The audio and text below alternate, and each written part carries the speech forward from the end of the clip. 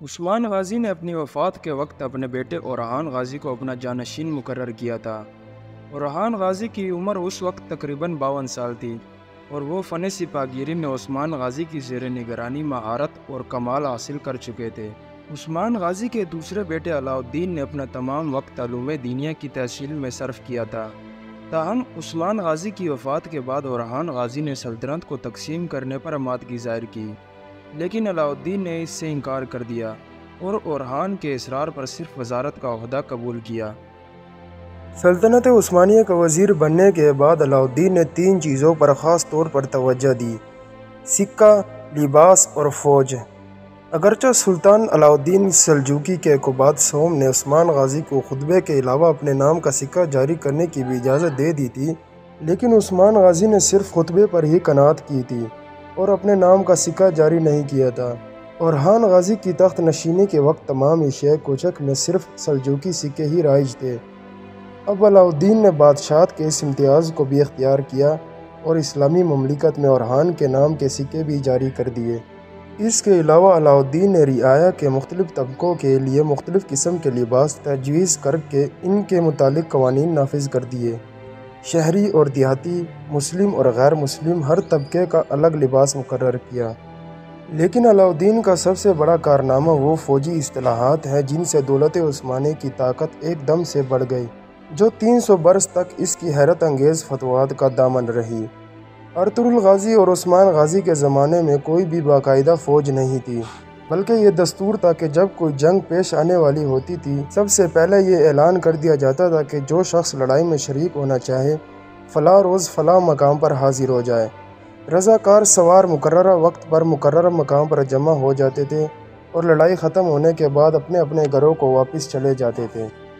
علاؤالدین نے ہی وہ فوجی اصلاحات کی جن کی بنا پر پہلی مستقل عثمانی فوج کی بنیاد پڑی اور عثمانی سلطنت کی قوت اور دبدبے میں بے پناہ اضافہ ہو گیا۔ ینیچری فوج کا قیام بھی انہی اصلاحات کے تحت عمل میں آیا۔ ینیچری کے قیام کے لیے یہ طریقہ کار اپنایا گیا کہ عیسائی اسیران جنگ میں سے 10-12 سال کے قوی اور ہونہار لڑکوں کی ایک تعداد منتخب کر کے اسلام میں داخل کی جائے اور پھر باقاعدہ فوجی تعلیم دے کر ان کی ایک مستقل فوج قائم کی جائے۔ ابتدائی طور پر 1000 عیسائی لڑکوں کو منتخب کر کے انہیں فوجی تعلیم اور تربیت دینا شروع کیا گیا۔ دوسرے سال 1000 لڑکے اور چنے گئے اور یہ سلسلہ 300 برس تک برابر جاری رہا۔ جب کبھی 1000 لڑکوں کی یہ سالانہ تعداد ان لڑکوں سے پوری نہ ہوتی تھی جو اس سال کی جنگ میں قید ہوتے تھے، تو عیسائی رعایا کے لڑکوں سے کمی پوری کر لی جاتی تھی۔ لیکن سلطان محمد رابع کے عہدِ حکومت میں یہ نظام بدل گیا اور 1648 سے خود انہی سپاہیوں اور ترکوں کے لڑکے اس فوج میں داخل کیے جانے لگے۔ اس فوج کا ترکی نام ینیچری یعنی نئی فوج رکھا گیا۔ اورحان کے زیر حکومت علاؤالدین نے اپنی فوجی اصلاحات سے ترکوں کی ایک باضابطہ اور مستقل فوج تیار کر دی، جس کی نظیر 1 صدی تک یورپ میں پیدا نہ ہو سکی۔ ینیچری ایک مستقل فوج تھی جسے باقاعدہ تنخواہ دی جاتی تھی اور یہ فوج ہر وقت جنگ کے لیے مستعد اور تیار رہتی تھی۔ علاؤالدین کے فوجی نظام کی ایک نمایاں خصوصیت یہ تھی کہ بادشاہ اور فوج کے درمیان براہ راست تعلق پیدا ہو گیا اور درمیانی اشخاص کی ضرورت باقی نہیں رہی جن کی وساطت سے عثمان اور ارطغرل کے سپاہی فراہم ہوتے تھے۔ اورحان نے اپنی حکومت کے پہلے سال ہی نائکومیڈیا پر قبضہ کر لیا۔ بورصہ چند مہینے قبل فتح ہو چکا تھا۔ سلطنت بازنطین کے ایشیائی مقبوضات میں اب صرف ایک ہی بڑا شہر نائسیا رہ گیا تھا، جو اپنی عظمت اور اہمیت کے اعتبار سے قسطنطنیہ سے دوسرے درجے پر تھا۔ اورحان نے اس کا بھی محاصرہ شروع کیا اور 1330 میں اسے فتح کر کے اپنی سلطنت میں شامل کر لیا۔ اورحان نے نائسیا کے باشندوں کو اجازت دے دی تھی کہ اگر چاہیں تو اپنا تمام مال و اسباب لے کر کسی دوسرے شہر چلے جائیں، لیکن بورصہ کے باشندوں کی طرح یہ لوگ بھی بکثرت اسلام میں داخل ہو گئے اور اپنے وطن ہی میں مقیم رہے۔ 1333 میں ترکی ریاست قراسی کے امیر نے انتقال کیا۔ اس کے بڑے بیٹے نے تخت پر قبضہ کر کے اپنے چھوٹے بھائی کو قتل کرا دیا۔ اورحان چھوٹے بیٹے کا طرفدار تھا۔ اس کے خون کا بدلہ لینے کے لیے وہ قراسی پر حملہ آور ہوا۔ بڑا لڑکا شکست کھا کر بھاگا اور 1336 میں پوری ریاست پر اورحان کا قبضہ ہو گیا۔ اس کے بعد اورحان نے اناطولیہ کے شمالی مغربی گوشہ کی چند اور چھوٹی چھوٹی ترکی ریاستیں بھی عثمانی مقبوضات میں شامل کر لی۔ کراچی اور ان دوسری ترکی ریاستوں کی آبادی زیادہ تر ترکوں پر مشتمل تھی، لیکن ساحلی علاقوں میں ایک خاصی تعداد یونانیوں کی بھی تھی جنہوں نے بورسا اور نائسیا کے اکثر باشندوں کی طرح اسلام قبول کر لیا۔ ان فتوحات کے بعد تقریباً 20 سال تک کسی جنگ کی نوبت نہیں آئی۔ اورحان پوری توجہ کے ساتھ ملکی اور فوجی آئین کی تنظیم اور تکمیل میں مصروف رہا۔ اس نے پورے ملک میں امن و امان قائم کیا۔ ان 20 سالوں میں اورحان غازی نے مسجدیں، مدرسے اور مختلف قسم کی شاندار عمارتیں بنوائی۔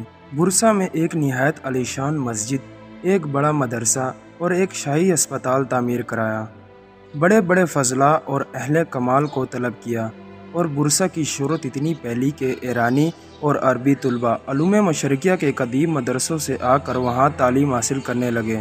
نائسیا میں بھی ایک مسجد تعمیر کی اور اس کے متصل ایک مدرسہ قائم کیا جو دولت عثمانیہ کا پہلا مدرسہ تھا اور بہت مشہور ہوا۔ اسی شہر میں اورحان نے غریبوں کے لیے پہلا لنگر خانہ بھی جاری کیا۔ سلطنت کے اندرونی انتظامات سے فارغ ہو کر اورحان یورپ کی جانب متوجہ ہوا، اور اس کی زندگی کے آخری چند سال سلطنت بازنطینی کے یورپین علاقوں میں قدم جمانے کی کوشش میں صرف ہوئے۔ یہ سلطنت 8ویں صدی ہجری کے وسط میں نہایت کمزور ہو چکی تھی۔ اس کے مقبوضات جو صدیوں تک یورپ میں دریائے ڈینیوب اور ایشیا میں اناطولیہ اور شام تک پھیلے ہوئے تھے، اب صرف مقدونیہ کے ایک جز جس میں سالونیکا شامل تھا اور یونان میں سرویا کے ایک بڑے حصے تک محدود ہو کر رہ گئے تھے، اور ایشیائی مقبوضات تقریباً سارے کے سارے عثمانیوں کے قبضے میں جا چکے تھے۔ یورپ میں بھی سرویا کا بااقتدار فرمانروا اسٹیفن ڈوشن جزیرہ نما بلقان کے آدھے سے زیادہ علاقوں پر اپنا تسلط قائم کر کے سالونیکا اور اس کے بعد قسطنطنیہ پر قبضہ کرنے کا حوصلہ کر رہا تھا۔ خانہ جنگیوں نے سلطنت کو اور بھی کمزور کر دیا تھا۔ 1338 میں شہنشاہ اینڈرونیکوس کے انتقال پر اس کا گرینڈ چانسلر کانٹاکوزین اس کے نابالغ لڑکے جان پلیلوگس کا والی اور ملکہ اینا کے ساتھ اس کا نائب مقرر ہوا۔ کانٹاکوزین نے اس پر قناعت نہ کر کے 1343 میں نیکوٹیکا میں اپنے شہنشاہ ہونے کا اعلان کر دیا۔ ملکہ کو یہ بات سخت ناگوار گزری اور اس نے اس کی مخالفت کی۔ نتیجہ یہ ہوا کہ دونوں میں لڑائی چھڑ گئی اور دونوں نے اورحان سے مدد کی درخواست کی۔ اس سے پہلے بھی بعض ترکی امیروں نے تخت قسطنطنیہ کے مختلف دعوے داروں میں سے کسی نہ کسی فریق کا ساتھ دیا تھا۔ کانٹاکوزین نے اورحان سے 6000 عثمانی سپاہی مانگے اور اس حمایت کے عوض اپنی بیٹی تھیوڈورا کو اس کی شریک زندگی بنانے کے لیے پیش کیا۔ اورحان نے یہ شرط منظور کی اور 1345 میں 6000 سپاہی کانٹاکوزین کی مدد کے لیے یورپ میں بھیجے۔ کانٹاکوزین نے ان سپاہیوں کی مدد سے قسطنطنیہ کا محاصرہ کر لیا جو ملکہ کے قبضے میں تھا۔ 1 سال کے محاصرے کے بعد خود شہر کے بعض لوگوں کی غداری کی وجہ سے کانٹاکوزین فوج کے ساتھ قسطنطنیہ میں داخل ہوا اور ملکہ کو مجبوراً صلح کے لیے راضی ہونا پڑا۔ صلح اس بات پر قرار پائی کہ کانٹاکوزین اور اس کی بیوی نیز ملکہ اینا اور شہزادہ جان پلیلوگس تخت نشین کر دیے جائیں۔ چنانچہ چاروں کی رسم تاج پوشی ادا کی گئی۔ اس اتحاد کو اور زیادہ مضبوط کرنے کے لیے کانٹاکوزین نے اپنی چھوٹی بیٹی کی شادی نوجوان شہنشاہ جان پلیلوگس سے کر دی۔ اورحان کا نکاح بھی شہزادی تھیوڈورا سے ہو گیا۔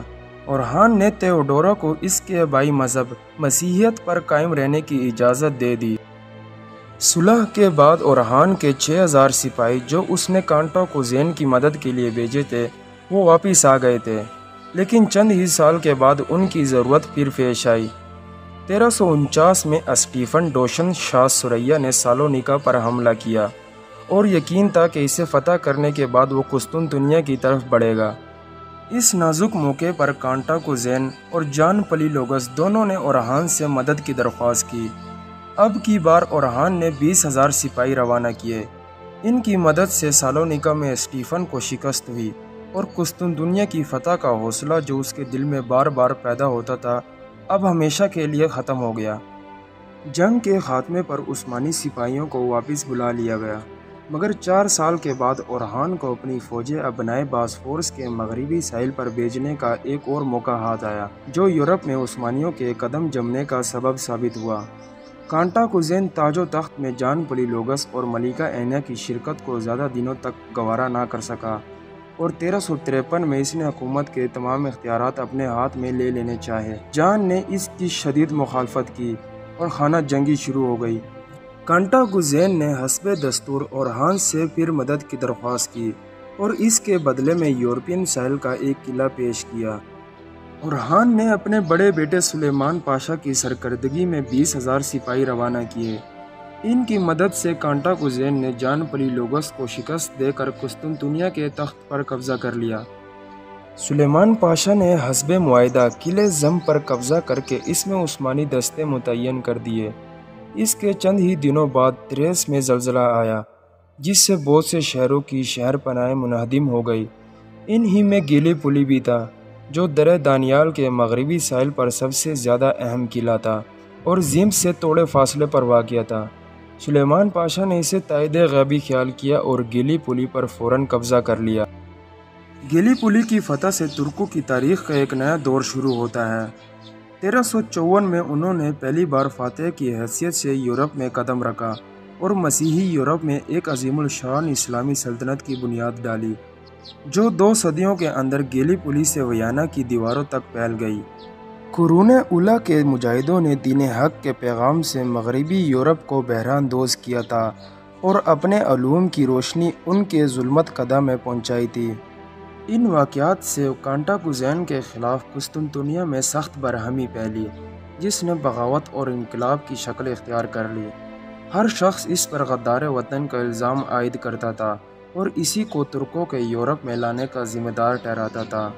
آخر کار کانٹاکوزین کو مجبور ہو کر تخت و تاج سے دستبردار ہونا پڑا اور اس نے اپنی زندگی کے بقیہ 30 سال خانقاہ میں گزار دیے اور اس کی ملکہ راہبہ بن گئی تھی۔